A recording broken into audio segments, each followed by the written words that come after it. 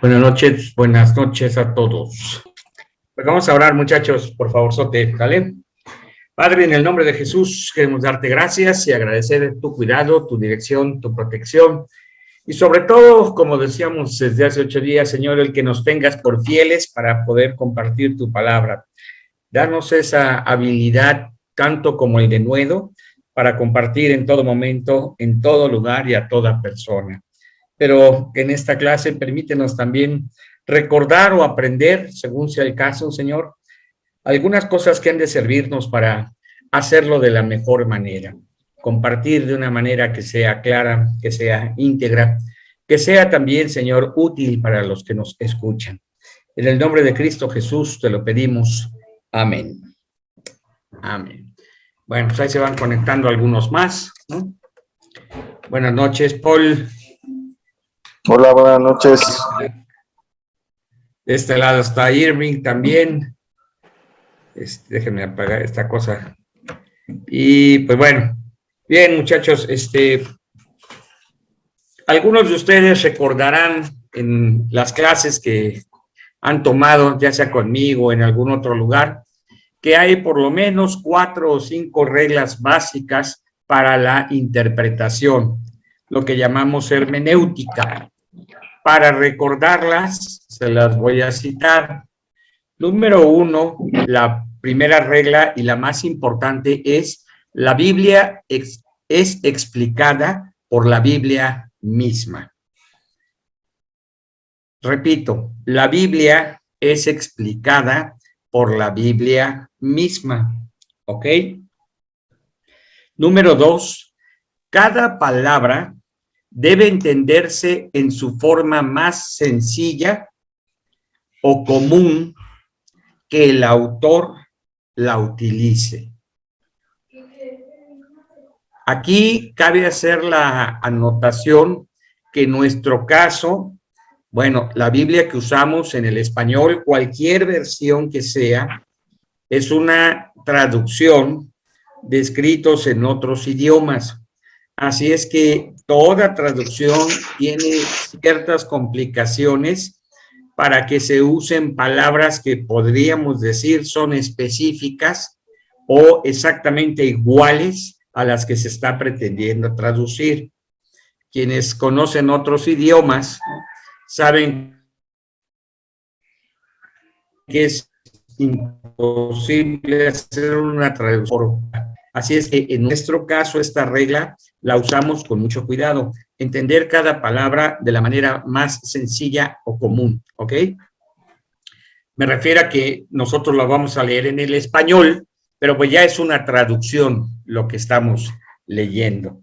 Y tal vez ahí no es el caso ahorita, pero vale la pena en algunos casos leer el mismo texto que vayas a compartir o estés estudiando en diferentes versiones de la Biblia para que puedas hacer esa comparación de las palabras. Bueno, la tercera regla es entender cada frase dentro del contexto de su párrafo. Es común que usemos frases que nos gustan, nos impactan, ¿verdad? Todo lo puedo en Cristo que me fortalece. Y nos aventamos a pelearnos con un pitbull, porque yo todo lo puedo en Cristo que me fortalece. Y resulta que gana el pitbull, ¿no? Y bueno, no es que le quiere echar porros al pitbull, señores, pero pues es que esa frase debe entenderse en el contexto del párrafo en el que se encuentra. Y por obviedad, el párrafo, que es la siguiente regla, debe entenderse en el contexto del libro mismo que estamos leyendo. Podría ser el capítulo, pero pues ya directamente debe entenderse cada párrafo en función del libro que se esté leyendo. Ahora, estas reglas no son reglas matemáticas, son reglas de interpretación, por lo cual siempre podrán generar algunas diferencias entre los que estamos haciendo el trabajo de interpretar. Así es que yo sugiero, una vez que conoces estas reglas así sencillas, que puedas orar, que puedas meditar, es decir, detenerte pensar, reflexionar, que puedas esperarte a escuchar lo que el Espíritu Santo te diga en el texto. No estamos leyendo la Ilíada, no estamos leyendo, gracias amor, gracias, no estamos leyendo la Ilíada, no estamos leyendo el poema del mío Cid, no estamos leyendo no sé, el Quijote de la Mancha, para leerlo y pues a ver qué se me queda. Estamos hablando de un libro cuyo autor, perdón, está ahí sentado a tu lado, o está en tu corazón, está en tu mente, y te puede hablar. Entonces, es importante que ores, que lo medites, que lo pienses, que reflexiones, pero también que te esperes para ver qué es lo que Dios te está diciendo a ti, ¿ok? Entonces, estas reglas, insisto, sencillas, pero tómalas siempre en cuenta. Las voy a repetir para los que van entrando, puedan anotarlas rápidamente, perdón. Reglas para interpretar. 1. La Biblia explicada por la Biblia misma. 2. Entender cada palabra de la forma más sencilla o común que el autor la utilice. Ojo con esa última frase. La forma en que el autor la utilice. No como yo la entiendo, no como yo, mi contexto lo podría utilizar, ¿sale? 3. Entender cada frase dentro de su párrafo o de un párrafo. Y 4. Entender cada párrafo dentro del contexto del libro que se está leyendo. Bien. Hasta aquí vamos bien. Levánteme su mano, por favor, si ya anotamos todas las reglas. Muy bien, veo a casi todos. Salvo los que veo que están cenando, ya están todos. Bien. Muy bien. Vamos a entonces a algunas cosas que creo que son importantes. Hace 8 días, así nada más como un repaso rapidísimo, vimos 4 cosas. 1, reconocer para predicar, para enseñar. Hay que reconocer que tenemos un llamado de parte de Dios. Ese llamado puede ser para que seas maestro, ese llamado puede ser para que seas predicador, para que seas un evangelista, pero tú necesitas reconocer que Dios te está llamando para que no lo veas como un hobby, no lo veas como la oportunidad de brillar. Benito, por favor, apaga tu micro. Betty, apaga tu micro. Gerardo, apaga tu micro. Gracias. No lo veas como la oportunidad de brillar en la plataforma, en el escenario, dicen ahora, ¿no? Debes verlo, perdón, con este compromiso de que es Dios el que te ha escogido, es Dios el que te ha puesto ahí, y eso lo que generas es de verdad una responsabilidad, un compromiso y una responsabilidad de saber que estamos siendo llamados, utilizados, que los ojos de Dios están sobre nosotros, y no para juzgarnos, sino para utilizarnos. Y eso, digo yo, es un privilegio increíble. Pero bueno, punto 1 es reconocer que tenemos un llamado. Y el punto 2 fue, debemos dar una respuesta vocacional. Es decir, no solo voy a responder a predicar, porque bueno, ni modo, me aventaron, ¿no? Ya ni modo, me tocó el capítulo más difícil, ¿no? O me tocó el capítulo más largo, o bueno, también me tocó el salmo más chiquito y cosas por el estilo. No, no, no. En realidad, la respuesta debe ser porque le creo a Dios y ya ahora sí, con gusto, por obediencia, por gratitud, ¿no? Por reconocer que mi llamado es exactamente ser un predicador, respondo vocacionalmente. ¿Qué es lo que va a generar eso? Que yo lo haga toda la vida. No es un trabajo para un ratito, no es que voy a predicar un domingo en los 13 capítulos de la segunda carta de los Corintios y no vuelvo a predicar, no. Esto es un llamado de parte de Dios permanente y una respuesta de parte de nosotros también permanente. Número 3, tiene que haber una preparación espiritual. Perdón, escritural, una preparación escritural. De eso vamos a hablar un poquito más el día de hoy. Y número 4, debemos tener claro el propósito de Dios para su palabra. Y ahí usé algunos textos que me gustaría citar para que los recuerden, porque yo sé que son importantes y además necesarios. 1, Isaías 55:11. Su palabra no vuelve vacía, sino cumple su propósito. En realidad la gente, y voy a ser aquí muy claro, la gente, tú y yo inclusive, no necesitamos tanto las predicaciones. En realidad necesitamos la palabra de Dios. Y eso podría significar inclusive que no hubiera predicadores, porque la palabra de Dios sería suficiente. No obstante, a Dios le ha placido poner hombres y mujeres que compartan, que enseñen, que interpreten, que apliquen su palabra a favor de otros. Y bueno, pero aquí lo importante es entendamos que lo que cambia, lo que transforma o lo que impacta la vida de las personas es la palabra de Dios. Número 2, Salmo 19, 7 y al verso 10, 7 al 10.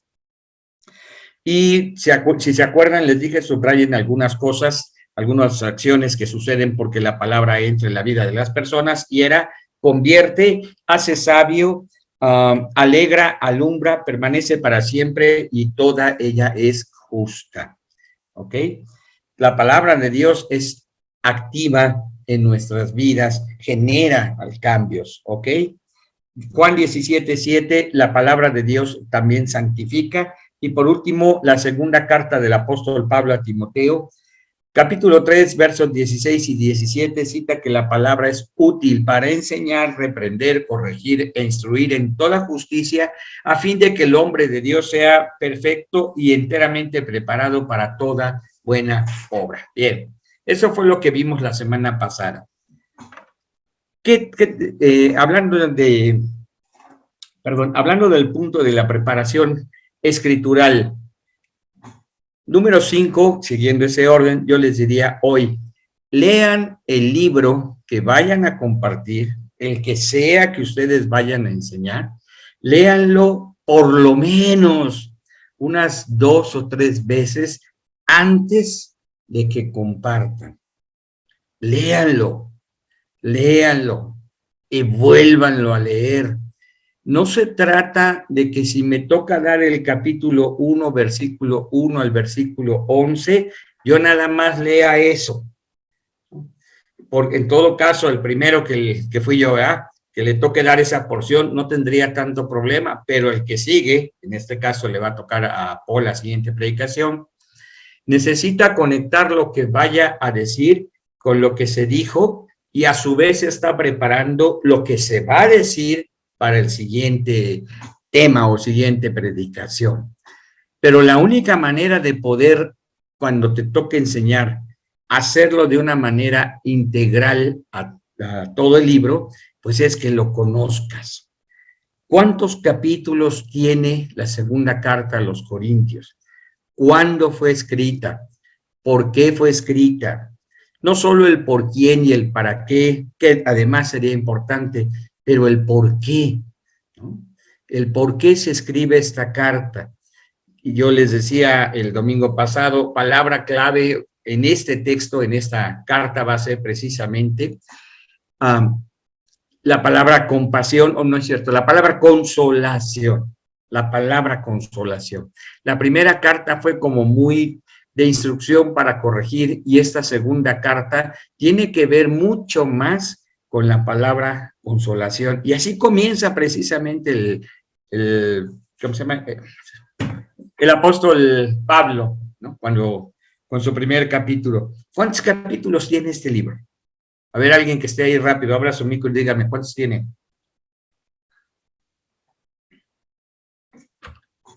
¿Cuántos capítulos?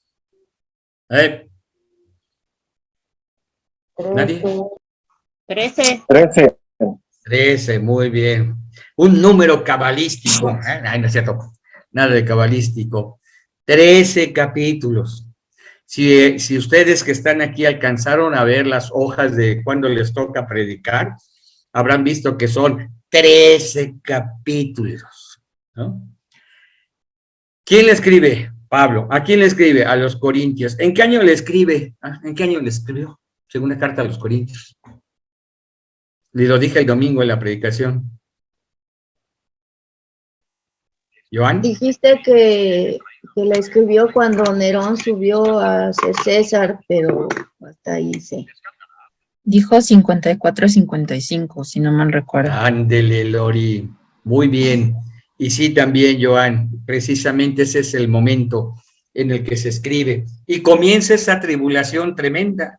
Eso es parte del contexto en el que se escribe esta segunda carta. Y una de las razones por la que se empieza a ver más judíos fuera de Roma, como lo comentamos, por esa persecución, ¿no? Bien. ¿Quiénes eran los griegos? Lo comenté el domingo. Voy a empezar a preguntar ya con dedos. A ver tú, que estás aquí. Ay, no me ven, ¿verdad? Jonathan, ¿quiénes eran los griegos?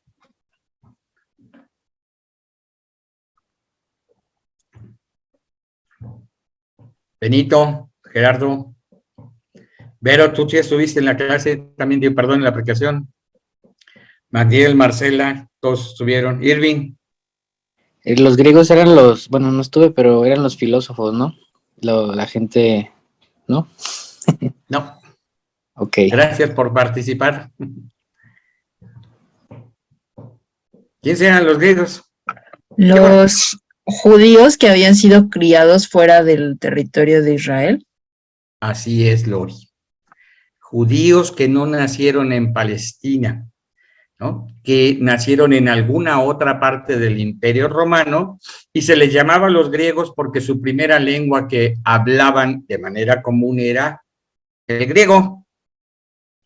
Y de ellos se empieza a hablar en el capítulo 8 del libro de Hechos, cuando dice que los griegos empezaron a quejar en la iglesia de Jerusalén, y entonces los apóstoles oraron y establecieron a los diáconos para que atendieran las mesas. Los griegos se quejaban de que sus viudas no eran bien atendidas. Pero estamos hablando de judíos, pero que no nacieron en Palestina, no crecieron en Palestina, y por obviedad los de la Palestina, que se consideraban los más puros, los llamaban los griegos, de una manera despectiva. Bien, entonces, yo necesito tener toda la información que pueda. ¿Qué género literario es la segunda carta de Pablo a los Corintios? ¿Paul? ¿Una carta? Ándele. Exactamente. La segunda carta de Pablo a los Corintios es una carta, ¿no? Que se les llama epístolas, ¿verdad? Epístolas. Pero es una carta. Ahora, esto no viene en ninguna Biblia, pero alguien dígame, ¿qué diferencia habría entre una carta y un libro? Por ejemplo, Hebreos, ¿qué diferencia habría? Pues que la carta tiene un destinatario en específico y el libro pues es escrito para público universal, ¿no? Digámoslo así. Ok, me gusta. ¿Ibas a decir algo más, Paul? Perdón, es que estaba preguntando si ¿no Hebreos también era una carta? Depende quién esté haciendo la crítica, porque hay una parte de la alta crítica que cita que es más un texto de enseñanza que una carta, ¿no? Y la cuestión es precisamente que al no tener un remitente y un destinatario como tal, y en ese caso falta el remitente, algunos dudan que precisamente por ello sea una carta. Y la otra, está escrito de una manera en que no es una misiva un tanto personal, sino más bien pedagógica. Por eso algunos suponen, yo estoy entre esos, ¿verdad?, que debe ser considerado un texto pedagógico y no precisamente una carta. Pero bueno, la diferencia, tiene que haber un remitente, tiene que haber un destinatario y tiene que haber obviamente algunas razones por las que se escribe la misiva, ¿no? En este caso, la epístola. Bien, algo más para conocer el texto les diría yo, ya que lo estén leyendo, busquen, identifiquen palabras o temas que el autor repita durante todo su texto. En ocasiones, algunos libros por su título podemos saber de qué se va a tratar. Algunos, cuando leemos la introducción, podríamos saber de qué se va a tratar, ¿ok? No es precisamente el caso de los libros de la Biblia, a menos que uses algún comentario por ahí que preceda al texto, pero lo que sí puedes hacer es que al irlo leyendo, vayas identificando palabras, frases o temas que el autor recurrentemente está tratando. Perdón, por ejemplo, miren, el libro de Hebreos, los primeros 10 capítulos trata de hacer una demostración de que Jesús es mayor que, y comienza y desarrolla durante 10 capítulos la misma idea. Jesús es mayor que los ángeles, Jesús es mayor que Moisés, Jesús es mayor que la ley, Jesús es mayor que el templo, Jesús es mayor que los sacrificios, Jesús es mayor que el sumo sacerdote, Jesús es mayor que el sacerdote Melquisedec, ¿no? Y Jesús establece un nuevo pacto que es mayor o mejor que el antiguo pacto. Si tú lo lees de esta manera, te darás cuenta que la recurrencia está precisamente en el enfoque de demostrar que es mayor que. Ahora, segunda carta a los Corintios, léelo, reléelo 3 veces, busca, tú busca, qué palabras, qué frases, qué temas son los que en forma recurrente él está tratando. Les diré que la verdad, hoy tal vez sea más fácil hacerlo porque la mayor parte de las Biblias ya vienen con ciertos subtítulos. Alguien ya se encargó de hacer un trabajo de análisis y ponernos esas ayudas, pero yo les sugeriría, en aras de que ustedes hagan el estudio, ¿verdad? No se guíen tanto por los subtítulos, hagan su propio trabajo de análisis, busquen esas frases, busquen esas palabras. También analicen algo que les puede ayudar, digo yo, es el leer y el leer bien, ¿no? Usar esas reglas de gramática que todos conocen, pero a veces obviamos, no las consideramos, cosas como hacer las puntuaciones, cosas como hacer los tiempos o espacios que se requiere para entender, cosas como leer con calma, o más bien leer palabra por palabra, porque nos sucede mucho que leemos y suponemos lo que viene en la frase y nos lo saltamos y no necesariamente lo dice así. Todos nos sabemos Juan 3:16, pero de repente te cambian la versión y tú de todas maneras lo lees como lo cita la versión 60, porque así te lo sabes y sabes que Juan 3:16 dice eso. Entonces, lean con calma, no hay ninguna prisa, pero lean el texto y traten de buscar cuestiones como si hay un verbo, cómo se aplica, a quién se aplica, si hay un adverbio, cómo lo aplico, si hay una preposición, también como qué me dice, para qué está ahí, por qué o para qué está ahí también. Todo esto es importante, muchachos, porque no solo vamos a dar una idea del texto, vamos a compartir lo que el autor quiso decir, y la única manera de hacer esto es que yo también lo entienda claramente. Bien, entonces, 1, lean el libro por lo menos unas 3 veces, no el texto que vas a compartir, lean 2 Corintios, y en estas reuniones les voy a estar haciendo preguntas sobre el texto, es decir, toda la carta. Espero que ustedes puedan contestarme, porque la manera en la que yo pueda comprobar, no para aprobar o reprobar, pero comprobar que lo que estamos haciendo estos días lunes sirve de algo, pues es precisamente en esa interacción, en ese diálogo, donde yo pueda preguntarte y escuchar que vamos realmente hablando del texto, ¿bien? Y bueno, hablando del contexto histórico, que sería la última parte ahí, ¿no?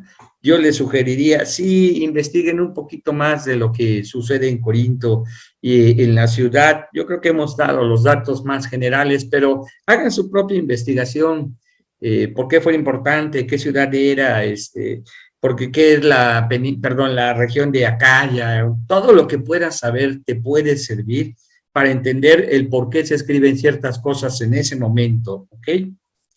Una vez que has hecho esto, yo te diría una vez más, ora, medítalo, reflexiónalo y espérate un momento para escuchar lo que Dios te esté diciendo.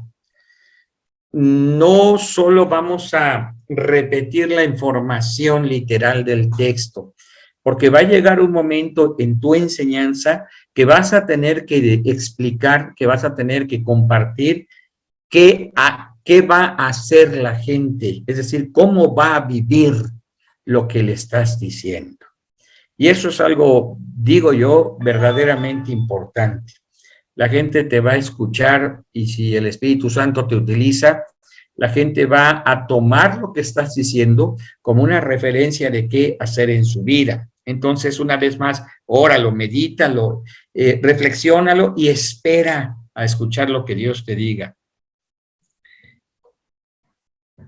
Ahora sí, el texto que vas a enseñar. Yo creo que la mayoría tiene suficiente tiempo. Léanlo, pero aquí voy a añadir, léanlo en por lo menos unas 3 o 4 versiones. Procuren utilizar la Biblia que regularmente utilicen. Yo uso la versión 1960, pero léanlo, compárenlo con otras Biblias. Biblias con un lenguaje más actualizado, la Biblia al día, Dios habla hoy, que es una versión popular, la Biblia del lenguaje sencillo, la Biblia del lenguaje actual, la palabra de Dios para todos, la nueva versión internacional. Si pueden, bajen el programa de Eastword ahí a su computadora y les dará un sinfín de versiones, todas estas que mencioné que son muy actuales en su lenguaje, están ahí. Están también la Biblia del lenguaje actualizado, y bueno, léanlo en varias versiones. La porción que van a compartir, léanla en varias versiones y entre paréntesis, pero una de ellas, la que vaya a ser su guía, apréndansela si les es posible de memoria. Apréndansela si les es posible de memoria. Yo sé que no todos tienen esa facilidad, yo no, pero ya después de muchos años, pues ya algo se te va quedando, ¿no? Pero apréndanla, porque una forma en la que no te trabes cuando estás hablando es que el texto lo tengas aquí, y lo que Dios te ha dicho y vas a decir, lo tienes aquí.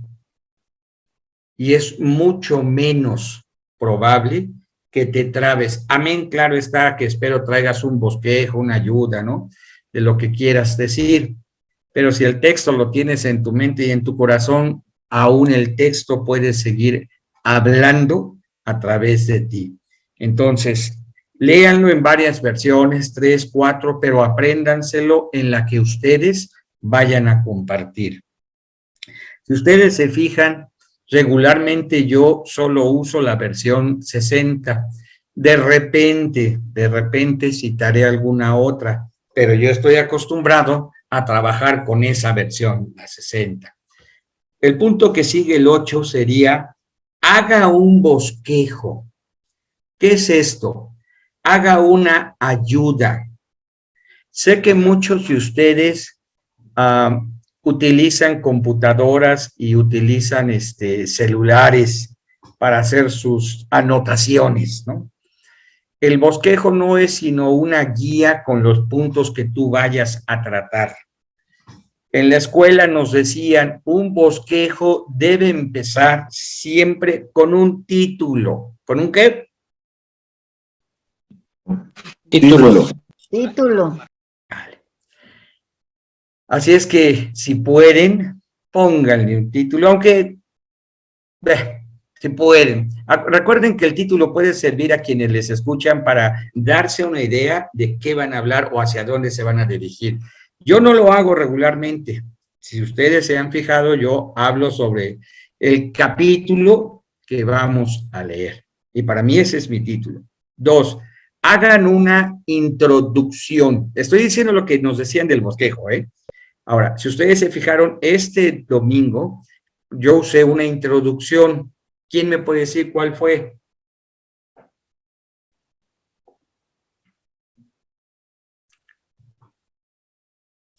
Lo de...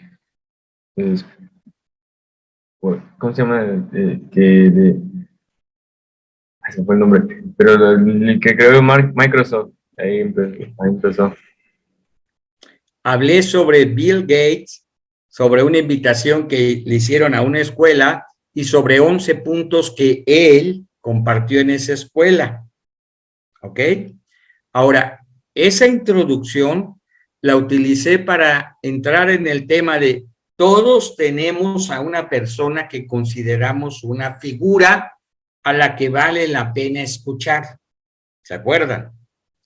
Y entonces ya de ahí me fui al texto y dije, Pablo era esa figura para los corintios. Era su padre espiritual y él podía decir, y ya entré a decir lo que yo quería. El bosquejo empieza con una introducción. Esto nos lo decían a nosotros y bueno, era una manera un tanto mecánica si tú quieres, pero servía.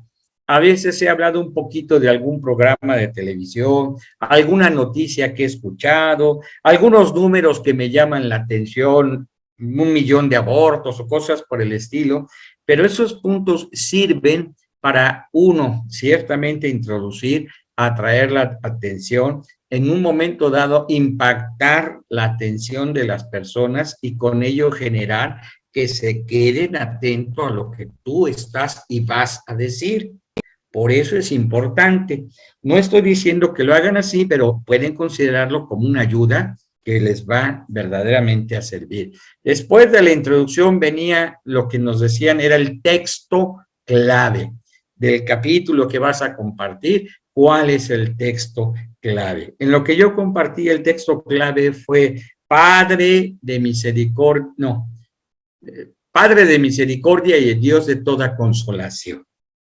Y sobre eso, si ustedes se fijaron, estuve citando 4, 5, 6 veces.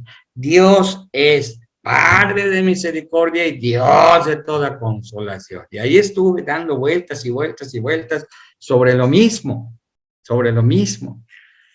Si alguien pone atención cuando la gente está hablando, en este caso su servidor, ustedes habrían podido decir la palabra que el pastor repitió, la frase que estuvo diciendo varias veces fue tal, tal, tal, tal. Y el versículo del que lo tomó es tal. Por lo tanto, el pastor se basó en, y ese es el texto clave. Puede ser que tú lo tengas en tu enseñanza. Puede ser que hagas otra forma de enseñanza que es una manera expositiva donde vas citando frase por frase, por frase, por frase. El problema de hacer eso es que puedes sacarte del tema que es el del autor y hacer que te enfoques en cosas que no necesariamente el autor está diciendo. Dependerá del método que tú quieras utilizar, ¿sale? Entonces, después en este bosquejo, después de haber puesto el texto clave, ahora sí viene lo que llamamos el cuerpo.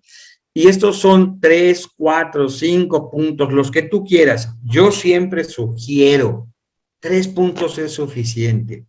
3 puntos que tú quieras decirle a la gente.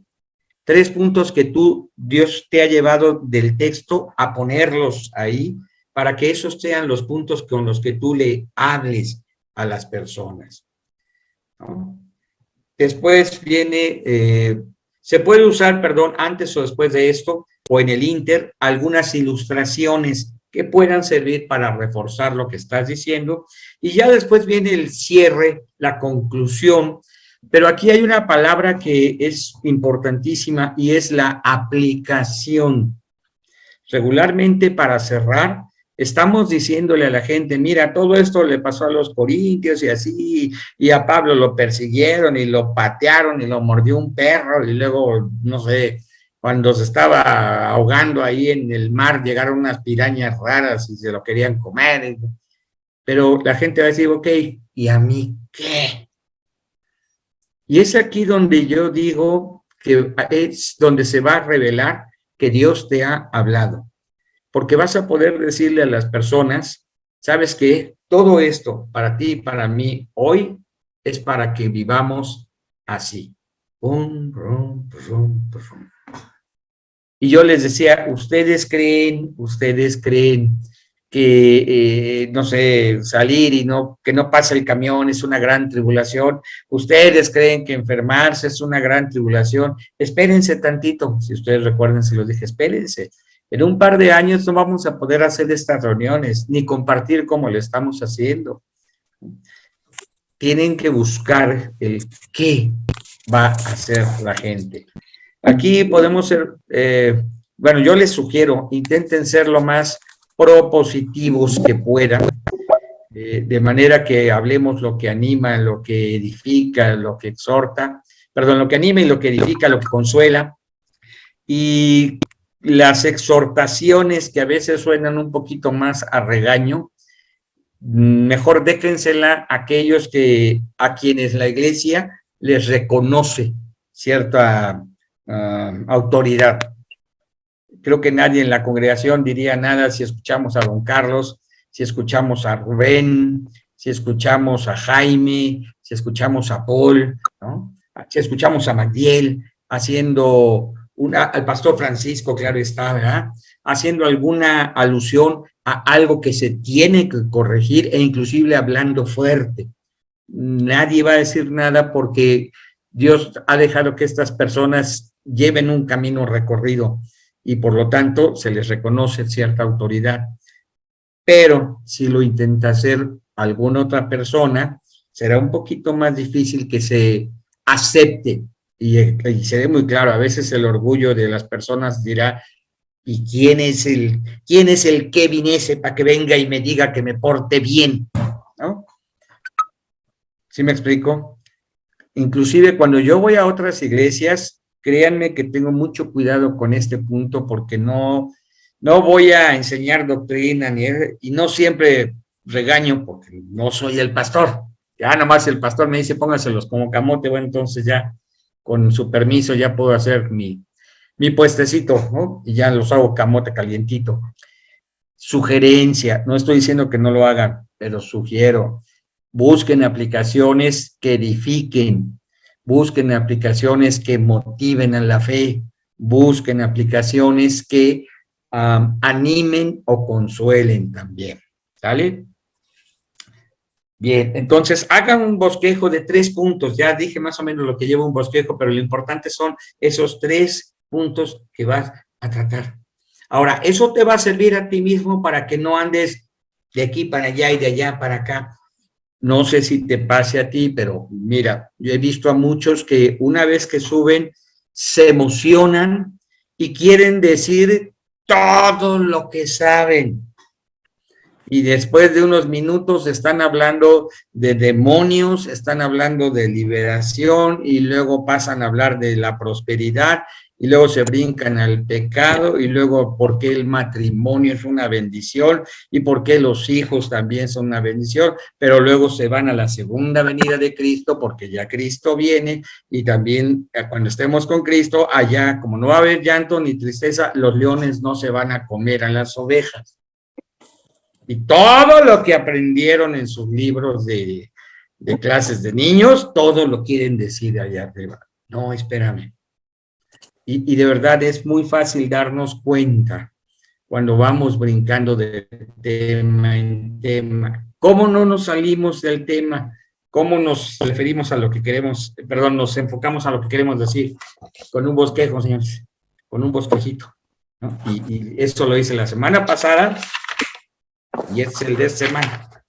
Son 4 puntos, 5 puntos que quiero tocar y no me salgo de ellos. Bien.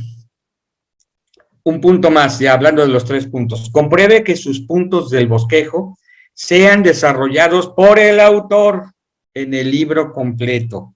Vuelva a leer el libro completo enfocado a verificar que sus puntos son centrales para el autor. Y esto es importante, porque yo puedo leer y puedo poner puntos que yo quiero decir. Una manera correcta de interpretar y enseñar es hacer una exégesis del texto. Es decir, ¿qué dice el texto? Y esto es lo que voy anotando en mi bosquejo. Una manera de enseñar diferente, no digo que está mal, solo que es diferente, se llama eisegesis. Y es que yo tengo un tema y después busco los textos bíblicos que apoyan lo que quiero decir. En muchas de las ocasiones la enseñanza viene a ser más eisegética, es decir, los temas que yo quiero decir, eso es lo que trato, ¿no? Y mis puntos del bosquejo son eisegéticos. Yo quiero decir que consolación es, y me pongo a citar X cosas, ¿no?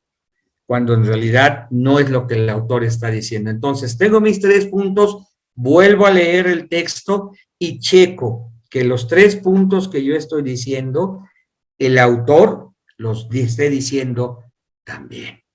Y entonces tenemos una confirmación de que vamos enseñando lo que el autor quiere decir.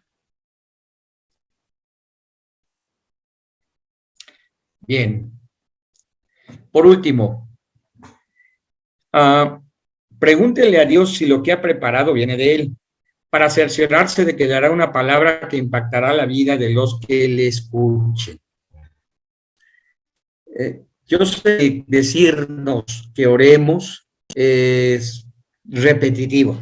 Con esta es la 3ª vez que yo lo estoy diciendo en esta enseñanza, pero, amados, recuerden esto, y es palabra de Dios. El Espíritu Santo nos fue dado como un paracleto, es decir, alguien que nos acompaña, alguien que nos llena de fuerza, alguien que nos da el vigor, pero también se cita de Él que Él nos enseñará todas las cosas.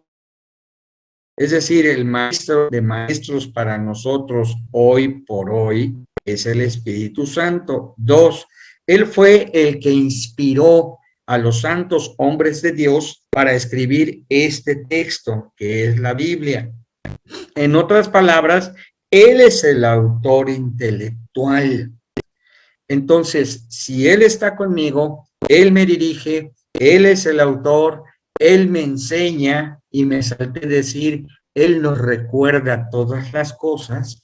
Orar no es algo espiritualoide o religioso, es la manera única de poder tener la certeza que voy a decir algo que Dios quiere que... Yo sé que esta invitación a compartir, todos ustedes la contestaron con un ánimo y vocación que me dio gusto, ¿no?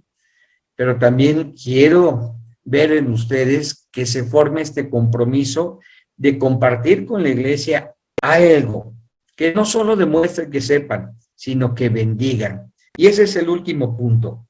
Un buen tip de si lo que compartiste o vas a compartir ha servido o beneficiado a alguien más, o va a beneficiar, perdón, a alguien más, es preguntarte, es responderte si te ha bendecido a ti y si te ha impactado a ti.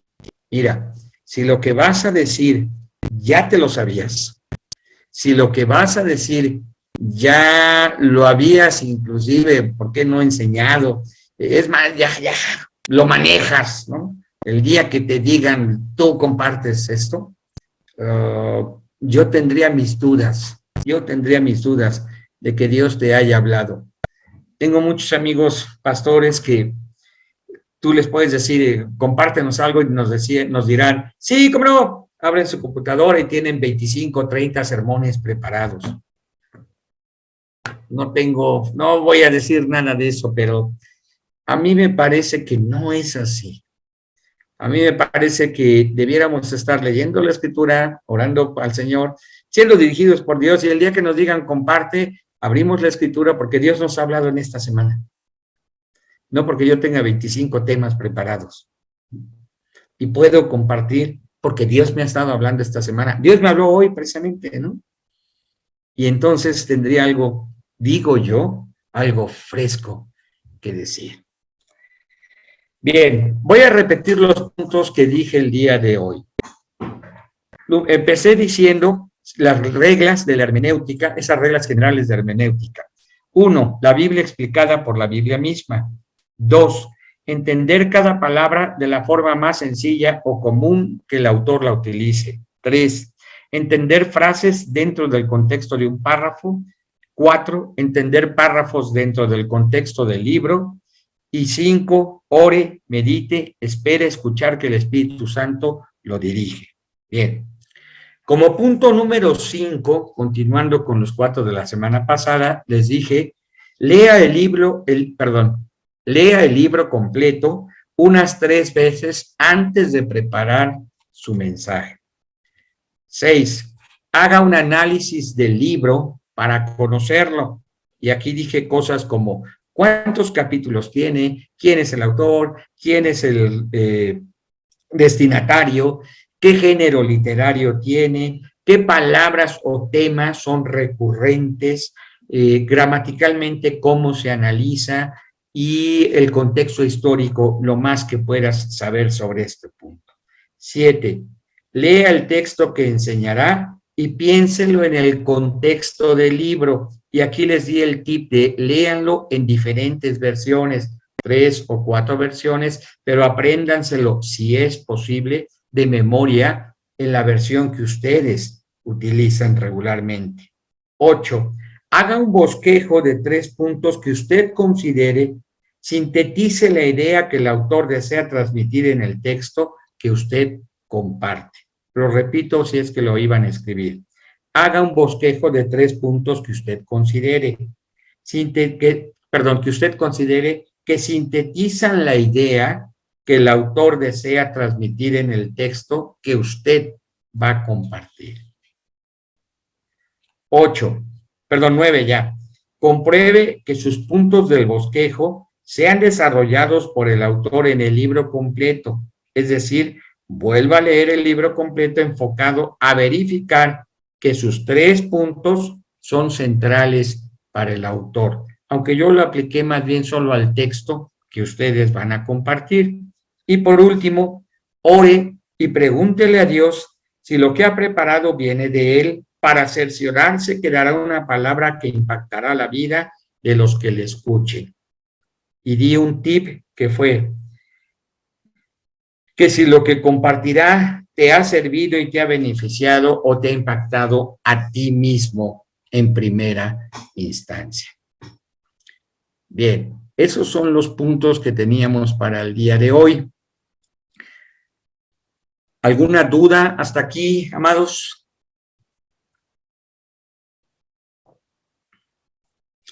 El domingo ya les di la lista de cuándo les toca compartir. Solo voy a hacer un pequeño cambio con Kevin precisamente. ¿Sí? Kevin creo que ni estabas en la lista. Es cierto, esta es la lista.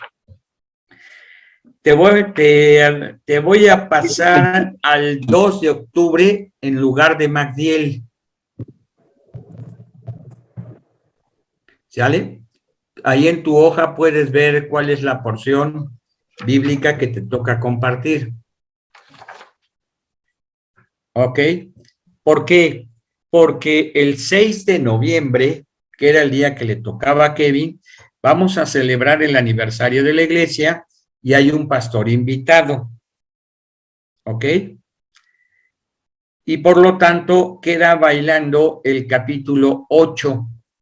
Pero para que no tengamos que mover todo, el siguiente domingo, que es el 13 de noviembre, le toca a Irving.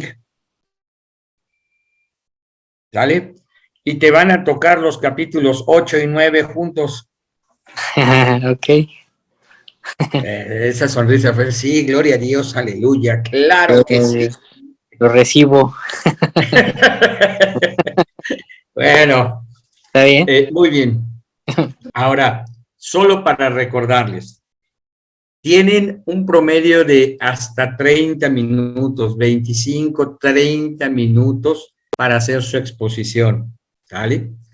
Van a estarles, Magdiel o quienes estén allá atrás en la cabina, les voy a pedir que les estén marcando a los 25 minutos una tarjeta verde, a los 28, algo así, una tarjeta amarilla, o a los 25 una tarjeta amarilla, y a los 30 una tarjeta roja, ¿no? Para que vayan midiendo su tiempo. Y podríamos sacar la tarjeta verde desde los 20, la tarjeta amarilla a los 25 y la tarjeta roja a los 27, 28 más o menos, para tratar de que concluya sobre los 30 minutos. Me parece muy bien, y ya saben que roja pues es expulsación, entonces hasta ahí llegaron.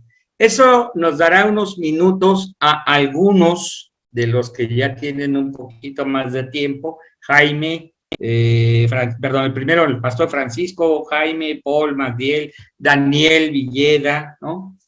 De dar algún cierre ahí de lo que se está compartiendo, o añadir, si es que el que le toque considera, se añade algo, ¿no? Y esto es una manera bueno, es que se lo compartí a alguien y me decía, pusiste un buey viejo con un buey joven. Le decía, no fue la idea, pero pues sí, es que alguien con un poquito más de colmillo, ¿no? Pues ayude, apoye a quienes están comenzando, dan sus primeros pasos, ¿vale? Entonces, por esta ocasión lo vamos a hacer así, tienen 30 minutos y después entrará alguno de los que ya mencioné, Paul, Magdiel, Pancho, Jaime, Daniel, no sé si me faltó algo, Daniel Villeda, ¿no? A cerrar por ahí, si es que al que le toque considera que se debe hacer, ahí también les voy a dejar a criterio, pero de esta manera lo vamos a trabajar. Y va a ser también una forma de hacer escuela para predicadores con todos ustedes, ¿sale? Bueno, vuelvo a preguntar, ¿alguna duda? Pues vamos a orar, y gracias a todos por conectarse. Sé que es un esfuerzo por el horario, pero también espero que sea una bendición para todos ustedes. Si son cosas que están aprendiendo, gracias a Dios, y si son cosas que ya se saben, pero les ayuda el recordarlas, también qué bueno, gracias a Dios. Oremos, muchachos, gracias. Padre, en el nombre de Jesús, yo bendigo a cada uno de tus hijos, hijas, que se conectan, Señor, en este tiempo y que lo hacen buscando, Señor, escuchar el cómo mejorar, compartir tu palabra. Lo cierto es que el deseo del corazón de cada uno de nosotros es poder ser útiles en tus manos y ser un canal de tu bendición para mucha más gente.